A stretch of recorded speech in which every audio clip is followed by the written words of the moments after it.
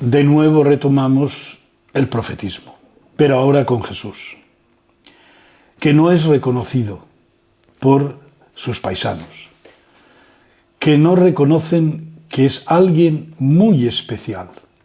Dice que llegó el sábado, empezó a enseñar en la sinagoga y la multitud que le oía primero se asombraba. ¿Y por qué se asombraba? Porque como lo conocían perfectamente, conocían su familia, sus raíces, no entendían esos milagros que realizaba, no entendían esa palabra que les asombraba y que era una palabra distinta. ¿No viven con nosotros aquí sus hermanos, María, etcétera? Y se escandalizaban a cuenta de él. Se asombraban y se escandalizaban. Y les decía, al final, no desprecian a un profeta más que en su tierra, entre sus parientes y en su casa. Y esto le impidió hacer ningún milagro, ni curar enfermos, solo curó a algunos enfermos imponiéndole las manos. Y se admiraba de su falta de fe. Y recorría los pueblos enseñando. ¿Qué nos dice esto? Que Jesús no fue reconocido por los suyos. Y nosotros muchas veces podemos caer en la tentación, seguro, de no reconocer a los profetas que el Señor nos envía cada día a nuestra vida y a nuestra historia, con una palabra, con un gesto, con una imagen. Pidamos al Señor que nos dé esa capacidad y esa sabiduría y ese discernimiento para poder reconocer aquellos mensajes que de parte de Dios nos envía a través de los profetas. Ayer y hoy el profetismo tiene sentido, y tiene sentido porque habla de parte de Dios de manera muy clara y concreta.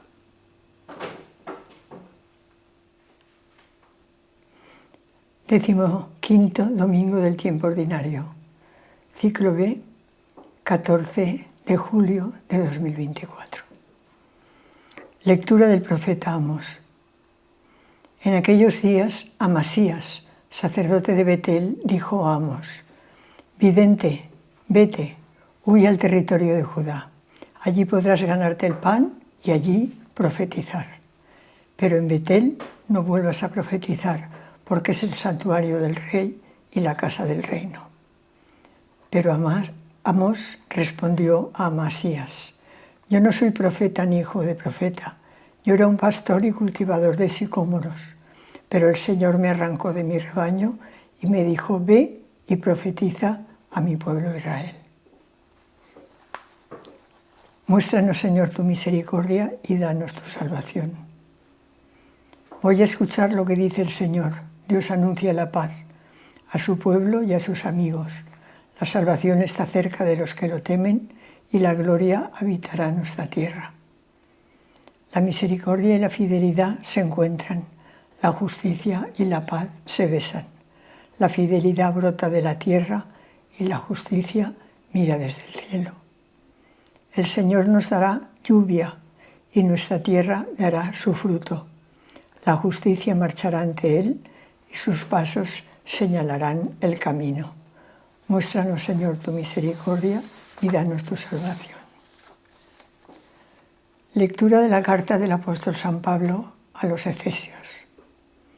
Bendito sea Dios, Padre de nuestro Señor Jesucristo, que nos ha bendecido en Cristo con toda clase de bendiciones espirituales en los cielos. Él nos eligió en Cristo antes de la fundación del mundo, para que fuésemos santos e intachables ante Él por el amor. Él nos ha destinado, por medio de Jesucristo, según el beneplácito de su voluntad, a ser sus hijos, para alabanza de la gloria de su gracia, que tan generosamente nos ha concedido en el amado.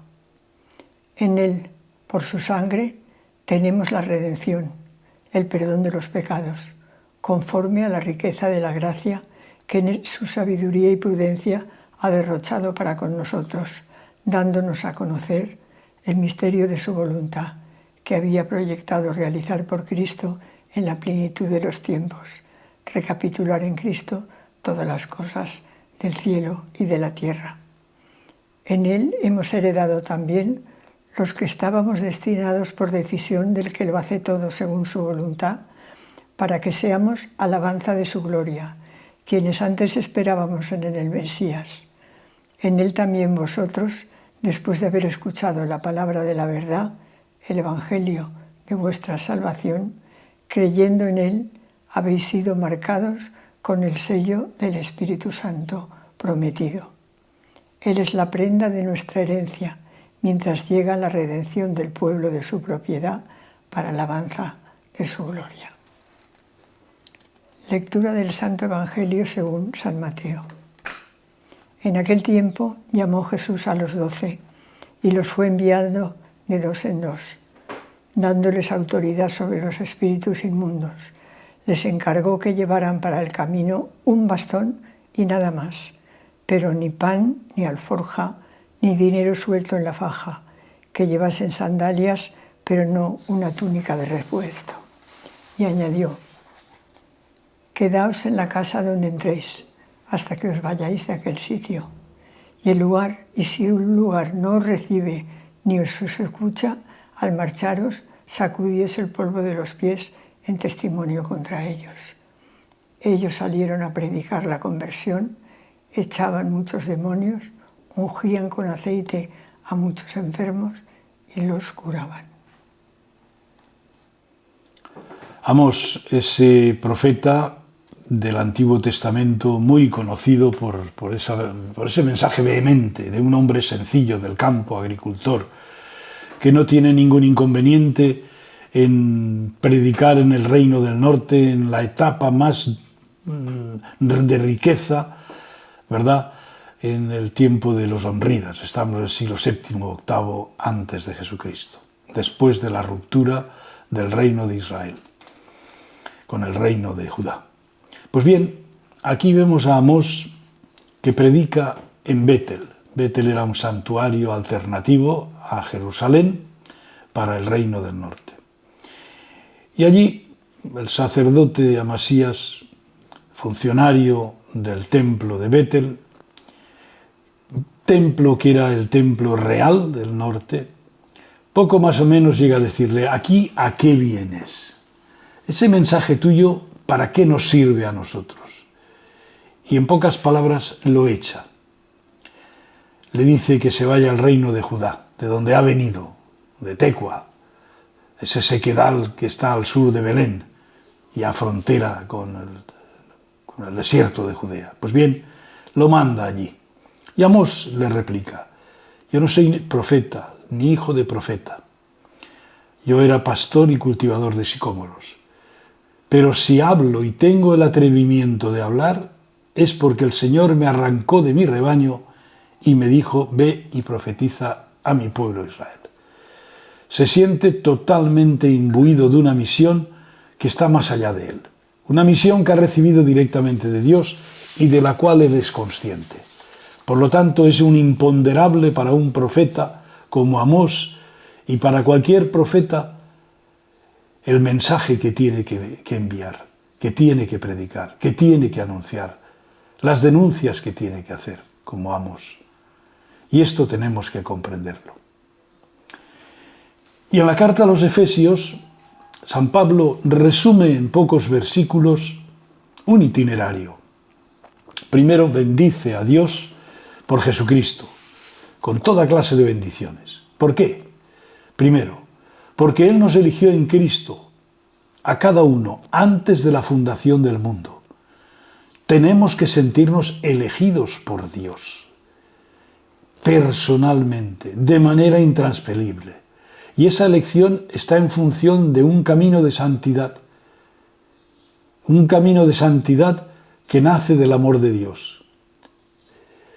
Segundo, además de elegidos, somos destinados por Jesucristo, por su voluntad. ¿Para qué? Para ser hijos de Dios, para dar alabanzas y glorias a Dios, que nos ha amado por medio de Jesucristo. Y en el corazón de esta elección y destino aparece lo que da sentido a esta elección y destino. Por Él Por Jesucristo, por su sangre, hemos recibido la redención, el perdón de los pecados. ¿Para qué? Para que podamos realizarnos en Cristo en su totalidad. Y en tercer lugar, elegidos, destinados y herederos por ser hijos. Herederos según la voluntad de Dios, para que seamos alabanza de su gloria, quien antes esperábamos el Mesías. Pues bien, y al final nos invita a escuchar la palabra de verdad, el Evangelio de nuestra salvación. ¿Por qué? Porque hemos sido marcados el esfragís con el sello del Espíritu Santo prometido. El sello del Espíritu Santo prometido que nos certifica la elección, el destino y la herencia. Y al ser marcados por ese esfragís, por ese sello del Espíritu Santo prometido, somos, por lo tanto, herederos, propietarios de esa herencia que recibimos como hijos de Dios. Vaya bonito el texto de San Pablo a los Efesios, con esa teología maravillosa de lo que significa ser cristiano. Finalmente, el Evangelio de Marcos. El Evangelio de Marcos empalma con el profetismo de Amós. Jesús, que llama a los 12 y los va enviando de dos en dos, con una serie de condiciones. Pero lo primero, dándoles autoridad sobre espíritus inmundos. Es lo que llamamos la misión prepascual, antes de la resurrección, antes de la pasión, muerte y resurrección. Y les da unas condiciones, ni pan, ni alforja, ni dinero suelto en la faja, sandalias, pero no una túnica de repuesto, etc. Y otro, quedaos en la casa donde entréis, y si en un lugar no se os recibe ni se os escucha, sacudíos el polvo en testimonio contra ellos. Y ellos, en nombre de Jesús, salieron a predicar la conversión, echaban muchos demonios, ungían con aceite a muchos enfermos y los curaban. Es una misión prepascual que está recordando la presencia de los profetas en nuestro mundo. Profetas que con signos y palabras hacen verificable el reino de Dios en nuestras vidas y en nuestra historia. La reflexión respecto a las lecturas de la primera lectura de Amós. Amós era pastor de Tecoa, junto al desierto de Judá, y fue llamado por Yahvé para profetizar a Israel. Después fue al santuario cismático de Betel y fue expulsado de Israel. Era el reinado glorioso de Jeroboam en el reino del norte, pero era un insulto para los pobres y oprimidos mientras resplandecía el esplendor del culto. Amós condena en nombre de Dios la vida corrompida de las ciudades, las injusticias sociales, anuncia que Dios castigará duramente a Israel, anuncia el día de Yahvé como día de tinieblas y no de luz. Pablo escribe a los santos y fieles que están en Éfeso para explicarles el plan divino de salvación y les va detallando todas las bendiciones.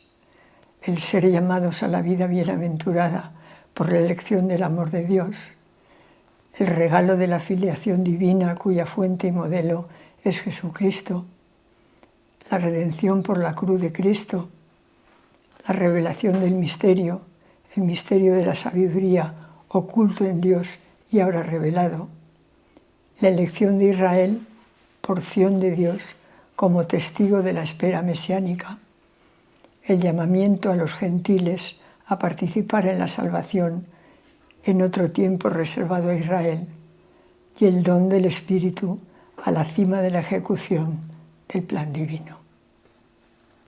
Marcos en el Evangelio nos habla del inicio de la misión.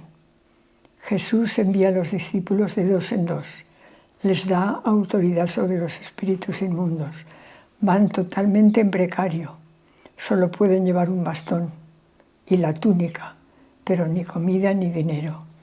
Quiere que empiecen a experimentar la misericordia de Dios, que acepten la hospitalidad que les ofrecen. Es empezar a vivir de otra manera, a la manera de Jesús.